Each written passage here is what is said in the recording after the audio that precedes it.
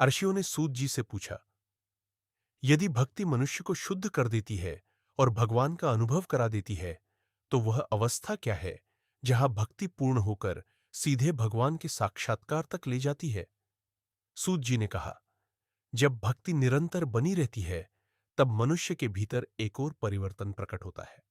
अब वह केवल सुनता नहीं, वह अनुभव करने लगता है।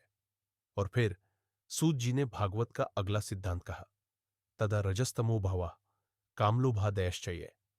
सूत जी बोले, जब भक्ति स्थिर और गहरी हो जाती है, तब रजोगुण और तमोगुण और उनसे उत्पन्न काम और लोभ धीरे धीरे समाप्त होने लगते हैं। उन्होंने आगे कहा, चेत एतैर्नविद्यम स्थितम सत्त्वे प्रसीदति। अर्थात जब चित्त इन विक्षेपों से मुक्त हो जाता है, तब वह सत्व में स्थिर हो जाता है और सत्व में स्थिर मन स्पष्ट देखने लगता है। सूत जी ने स्पष्ट किया, इस अवस्था में मनुष्य संसार को पहले की तरह नहीं देखता। अब वह हर वस्तु में क्षण भंगुरता देखता है और हर श्वास में भगवान की उपस्थिति।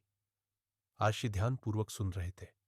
सूत जी बोले, जब मन शांत होता है, तब भक्ति अनुभव बन जाती है, और जब भक्ति अनुभव बन जाती है, तब भगवान कल्पना नहीं रहते।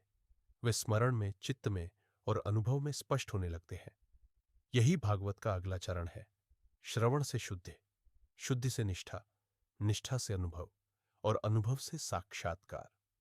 तभी ऋषियों ने सूत जी से अगला प्रश्न किया, यदि मनुष्य इस अवस्था तक पहुंच जाए, तो फिर उसका जीवन कैसा होता है? वह संसार में रहते हुए कैसे जीता है और उसका आचरण कैसा हो जाता है?